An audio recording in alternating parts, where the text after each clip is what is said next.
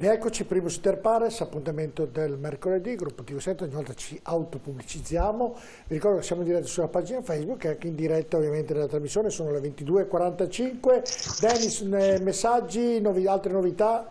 Sì, andiamo con qualche altro messaggio allora da parte dei nostri telespettatori che anche in questa seconda parte di trasmissione ci stanno scrivendo veramente in tantissimi. Andiamo con il primo. La prima cosa da fare è togliere il coprifuoco, assurdo che sia ancora in vigore. Il virus ha orari? Una domanda abbastanza provocatoria. Poi cambiamo, andiamo col secondo messaggio di questo giro di considerazioni da parte dei nostri telespettatori. Su questo incide anche la campagna vaccinale, come ha detto Zaia, liberando l'utilizzo di Johnson & Johnson anche a chi ha meno di 60 anni si potrebbe accelerare e non poco. E poi andiamo ancora con un ulteriore messaggio. Quando gli imprenditori cominceranno a licenziare si vedranno i veri drammi di questa pandemia. Se la metta via Marinese è così. Questa è un'ulteriore considerazione di una telespettatrice o di un telespettatore. Andiamo con l'ultimo. Chiedete ai baristi quanti soldi hanno visto fino ad ora. Non fate altro che parlare di centinaia di milioni di euro, ma le piccole realtà non vedono un euro.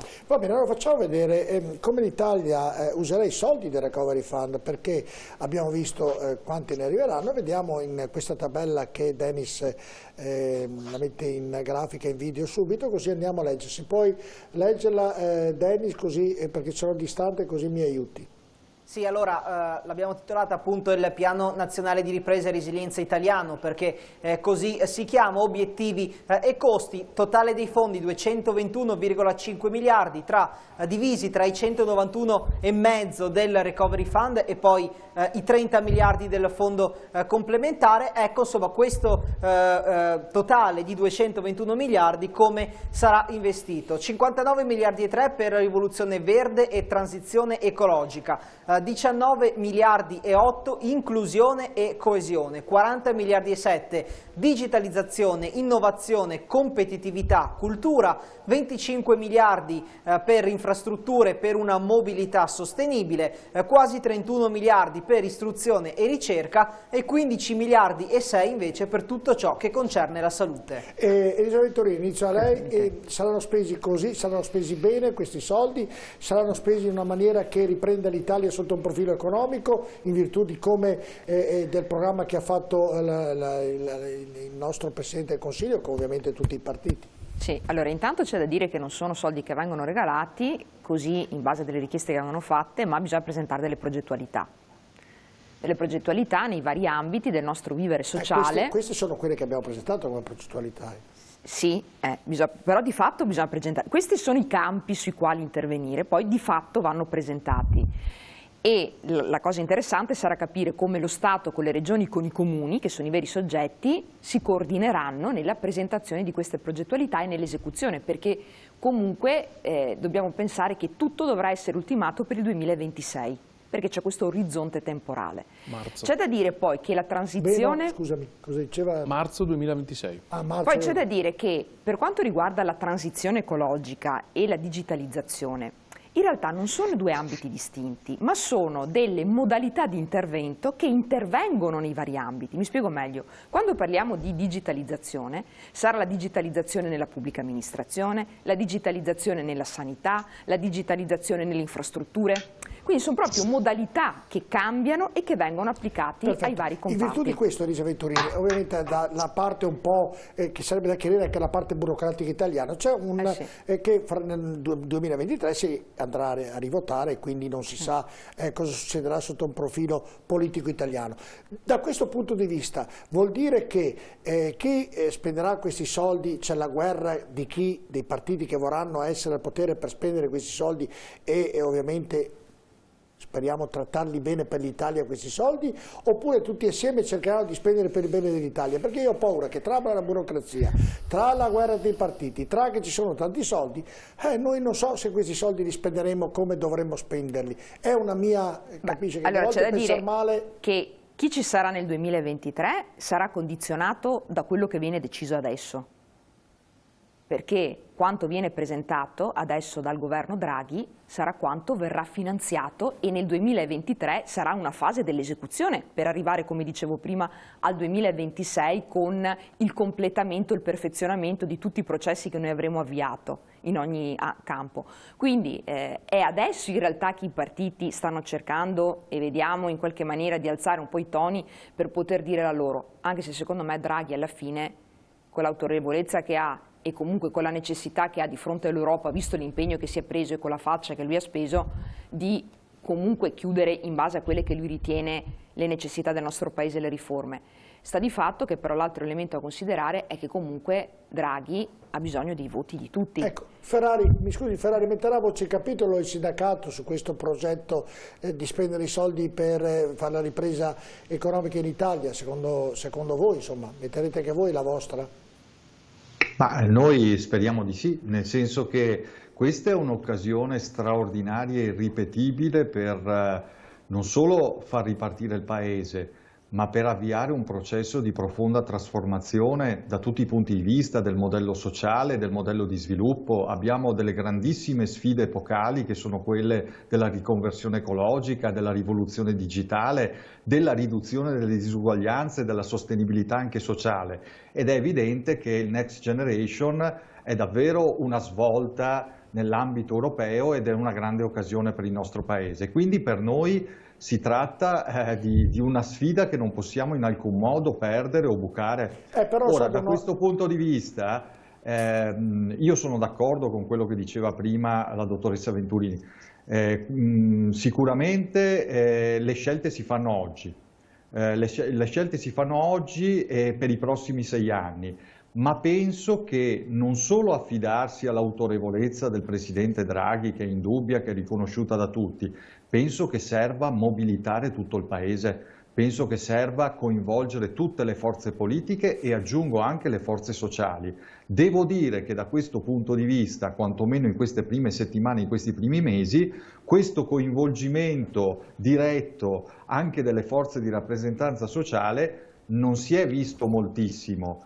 Auspico che nell'implementazione, nella definizione, nella realizzazione di questi progetti, oltre ai livelli locali, oltre ai livelli regionali, anche le categorie economiche e le organizzazioni sindacali siano coinvolte, perché c'è bisogno dello sforzo di tutto il Paese. Perfetto, non basta un solo uomo. No, è corretto il ragionamento, è giusto così, tutti devono sedersi sul tavolo di lavoro, però poi uno deve decidere, perché se devono decidere tutti, ahimè, diventa un bel casino, mi scusi la parola, come è sempre capitato qui in Italia. Quindi è giusto nel tavolo di lavoro lavorarci, è giusto mettere le proprie idee, le proprie modi di programmare questo denaro, però poi qualcuno dovrà pur decidere, perché davvero se no ognuno tira l'acqua al proprio mulino alla fine. Invece c'è qualcuno al di sopra che dovrebbe decidere dal mio modesto punto di vista, oppure no? No, ma ha già deciso Draghi. Voglio far sommessamente presente che questo piano epocale è passato in Parlamento in 2 giorni di discussione.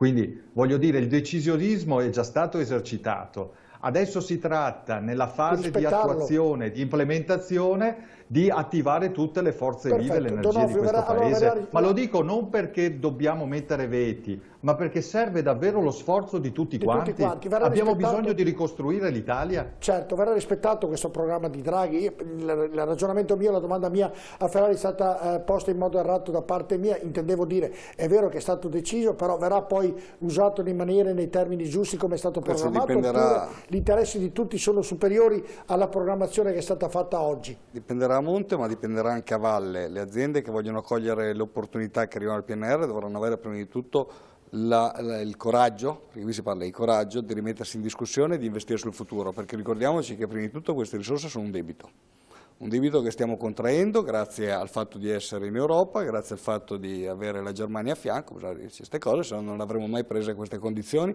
e non ci avremmo mai dato la AAA su questo debito. Quindi l'opportunità va colta a tutti i livelli, le imprese dovranno essere in grado di presentare progetti ambiziosi, dare nuove risposte per recuperare quel buco competitivo dove noi purtroppo ci siamo dentro, che si chiami digitalizzazione, che si chiami transizione ecologica, dovremmo lavorare lì, in un momento in cui i problemi, per quello non mi piaceva parlare più di tanto di assistenzialismo, che in Italia ha già fatto un sacco di danni, però dobbiamo anche essere chiari, oggi le imprese cosa temono? Questo momento, oggi, abbiamo di fatto una frattura nella catena globale del valore, dove le distanze sono tornate a essere un problema, no? Noi avevamo come dogma assoluto acquisito negli anni che il mondo era un villaggio globale, non è più così, l'abbiamo capito col Covid, l'abbiamo capito con la crisi assurda delle materie prime. Guardate che le aziende oggi di questo si preoccupano, non si preoccupano del problema dei licenziamenti, si preoccupano del rame che ha raddoppiato il prezzo, si preoccupano dei polimeri plastici che non si trovano. In virtù di questo, mi scusi se la interrompo, lo chiedo poi a tutti, io sento che c'è una crisi, ovviamente i ristoratori, tanti ovviamente hanno subito dei danni davvero moltissimi, anche drammatici, perché hanno dovuto chiudere, ma molte aziende, quasi tutte le aziende, avevamo avuto il responsabile della CGA, in Veneto hanno lavorato, il manufattiero ha lavorato, cioè, però manca la materia prima, manca davvero la materia, oppure la materia prima è aumentata moltissimo. La domanda mia, se la materia prima è aumentata, le aziende cercano operai e non li trovano, come giustamente diceva Marinese, non so chi l'ha detto prima, non è proprio che sia drammatica la situazione come sembrerebbe, c'è qualcosa che anche sta funzionando ugualmente nonostante questo Covid. Molto difficile generalizzare, cioè non possiamo trattare le attività di pubblico servizio. Non ho detto tutto, certo. C'è qualcosa che sta funzionando, insomma. Sì, settori le sigarette e fumiamo le canne perché siamo completamente drogati, te lo dico io, siamo completamente drogati, non sto scherzando, noi abbiamo un sistema drogato e se non lo affrontiamo con... Cioè, cosa vuol dire drogato? Le aziende perché è stato insufflato troppo denaro pubblico a detta del Presidente, che in parte è giusto, ma è una conseguenza della pandemia, del pandemonio dentro il quale siamo vissuti per 18 mesi, viva Dio, altrimenti è indubitabile che ci sono delle aziende che stanno producendo ai livelli di prima e quelle, se sono nella normalità, non chiederanno la CIG, la cassa integrazione. Posso dare un argomento, dottor Marinese? Allora, proprio ritorniamo al reddito di cittadinanza, io prima ho semplicemente raccolto il problema che viene sollevato da parte dei pubblici esercizi, quindi dai ristoratori, mancano di personale, perché le persone percependo il reddito di cittadinanza dicono preferisco questo.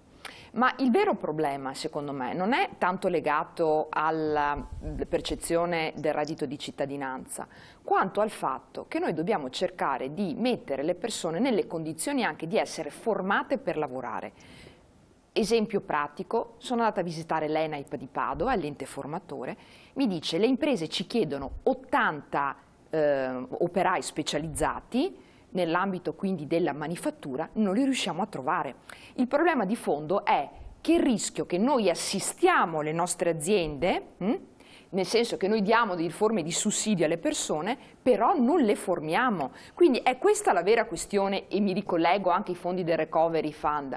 Noi dovremmo cercare di intervenire in termini di mercato del lavoro, di politiche attive, di formazione, perché sennò rischiamo di essere senza, ad esempio, operai specializzati nelle nostre imprese. Ma tutti cercano di farli impiegati più o meno. Ferrari, voleva intervenire rapido, poi una riflessione. Ferrari, poi rapido Ferrari, perché poi c'è Marinese e poi anche Bisato. Ferrari. Allora, indubbiamente le politiche attive e le politiche di formazione sono indispensabili per accompagnare quella transizione verso quel nuovo modello di sviluppo di cui tutti stiamo parlando questa sera, indubbiamente. Però guardate che oggi noi abbiamo un problema pesantissimo di caduta della domanda.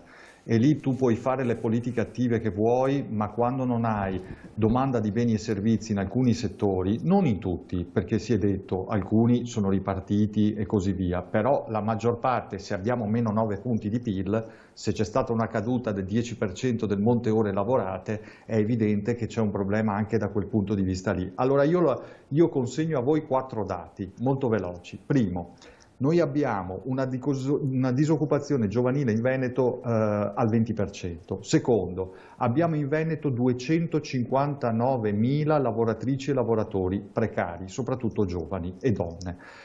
Terzo dato, la media del salario, dello stipendio, del reddito di una donna under 35 in Veneto è di 13.000 euro lordi.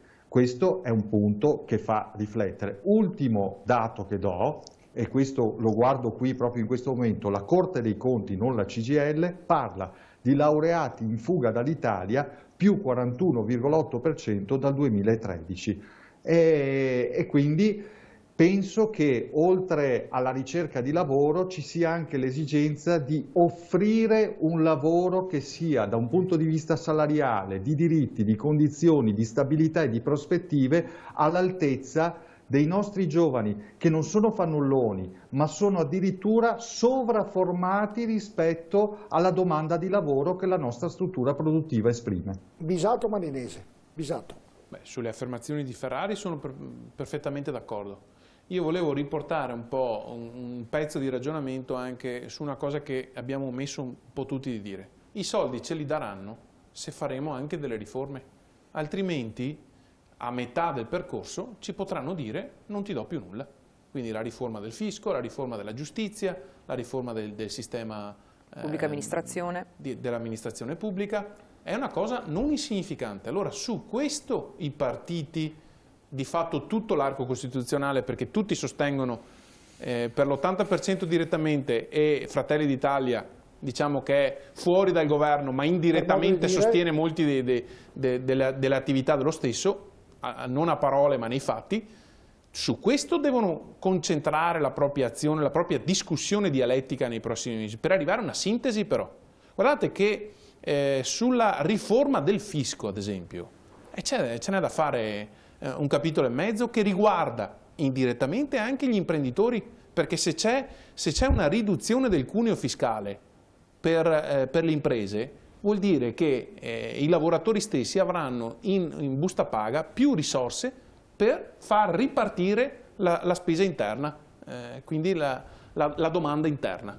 Ma altrettanto con la riforma della giustizia. Io ho l'impressione che chi, e qua vado puntuale a dire che c'è un partito in questo momento, che invece usa il sistema di lotta e di governo, per cui è al governo, ma poi il giorno dopo va a terremotare abilmente il governo sulle cose per cui non si trova sintesi. Chi potrebbe essere? La Lega mi pare che sia abbastanza evidente in questo ultimo periodo. Allora, io non è che ce l'ho a priori con la Lega, io dico che se è un governo di grandi intese, perché siamo andati a prenderci la riserva della Costituzione, cosa che ho già detto anche in altre occasioni, la riserva della Repubblica, più di un elemento dell'autorevolezza di Draghi non troveremo mai più.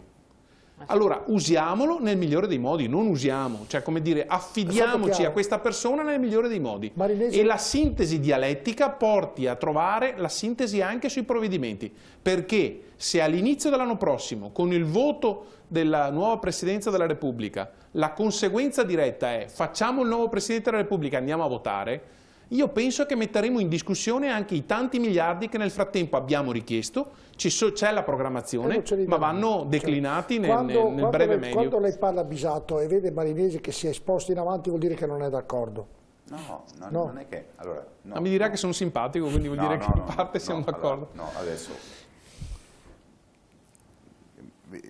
Mi fai fare un ragionamento di 1 minuto e mezzo strutturato? Sì, 1 minuto e mezzo volentieri. Allora, siamo tutti per il lavoro. Se io vado a cena col segretario della CGIL, al termine della cena, lui si alza e dice questo è più sindacalista di me. Cioè, io sono per il lavoro, perché non esiste nessuna azienda al mondo che non sia cresciuta grazie ai propri collaboratori e viceversa. Se si lavora, le aziende crescono, si crea progresso. Se non si lavora, siamo finiti. E ha ragione il messaggio quando dice Marinese se ne faccia una ragione, e io non me ne faccio una ragione perché sono preoccupato, perché se le aziende iniziano a licenziare vuol dire che iniziano a chiudere, e noi abbiamo un debito latente che sono 150 miliardi di euro, che sono fondi che sono stati garantiti dal Mediocredito centrale, perciò dallo Stato, che hanno ulteriormente indebitato le nostre imprese che devono pagarlo, perché sennò questo debito va a finire sui cittadini. Ora il ragionamento è semplice, noi siamo stati travolti da questa pandemia in una condizione molto svantaggiata, e non dal punto di vista sanitario, dal punto di vista economico, perché mentre noi venivamo travolti avevamo un debito pubblico superiore agli altri e pertanto avevamo una possibilità di fare manovre diverse. Dall'altra parte ancora avevamo un tessuto industriale che viveva sull'export, perché avevamo un saldo attivo di 400 miliardi e pertanto rallentato l'export abbiamo avuto un'altra frenata e come tutti abbiamo dovuto gestire la pandemia. Uno può dire l'abbiamo gestita bene, l'abbiamo gestita male, era un problema sanitario in quel momento, la sanità veniva prima di tutto, se ne poteva parlare quanto volevamo, però con i morti non si vive tranquillamente e ci si prega e si piange di fronte alle tragedie. Ora ci troviamo di fronte al fatto che abbiamo 221 miliardi che non sono 221 miliardi perché 67 miliardi sono ricollocati per altri, ma quello che manca a questo piano è il denominatore comune, ovvero quanto questo piano è in grado di attivare investimenti privati, che diventa un moltiplicatore, che diventa un grande moltiplicatore. Anche in questo siamo indietro.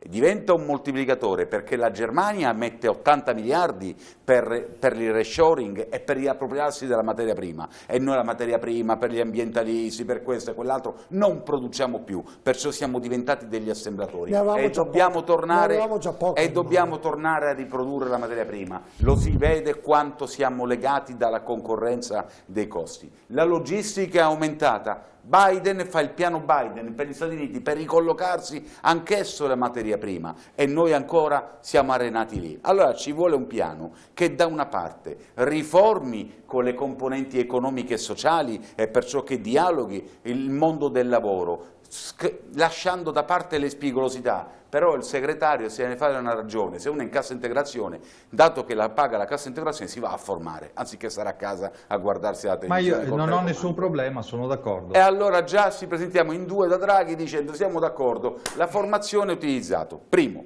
Secondo aspetto, investiamo sui nostri laureati, le fughe di cervelli ci fanno male, investiamoli pagandoli anche noi per andare all'estero ma per tornare in modo tale che così anziché regalare intelligenza ci prendiamo know-how. Dall'altra parte facciamo un grande piano infrastrutturale, significa connettere questo paese e perciò dimentichiamoci alcune parole magiche, transizione ecologica, che vuol dire tutto e non vuol dire niente, perché se no tutti poi puntiamo sull'idrogeno e ci rendiamo conto che magari l'idrogeno è una bufala e ci mettiamo 20 miliardi. Non sono tanti soldi perché parliamo di 170 miliardi, durante questa pandemia in un anno ne abbiamo spesi 340 miliardi, abbiamo speso il doppio e non ce ne siamo neanche resi conto, 170 di debito nei confronti delle piccole e medie imprese e 220 miliardi con questa manovra di debito perché abbiamo fatto manovra per 220 miliardi, che il Recovery Fund ce li siamo già mangiati in questa pandemia in un anno e mezzo, con tutti arrabbiati. Perciò il tema esiste, vero, e c'è un tema di riforme, di burocrazia, del fatto che le aziende hanno bisogno di certezza e anche di punizione, perché chi evade, chi paga poco il personale deve essere arrestato, perché non possiamo più permetterci l'evasione e ci vuole anche rigore, perché in questo rigore combattiamo tutti per questo Paese. Nell'ottica di una concertazione, ma con una progettualità che guarda il pubblico e il privato, che mette insieme il mercato e che ci mette in condizione di uscire e dire siamo competitivi. Fermo, a tra poco. Ecco, mi sono sfogato.